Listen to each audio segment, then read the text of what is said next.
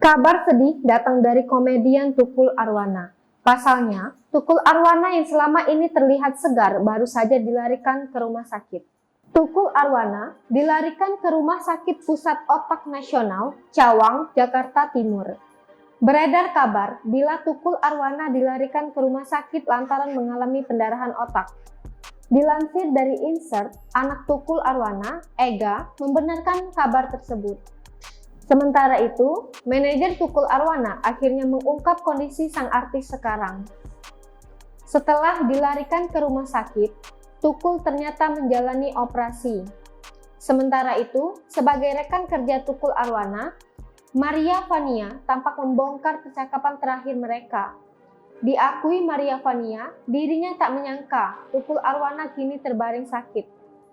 Pasalnya, terakhir syuting bersama, Maria Vania menyebut Tukul dalam keadaan sehat.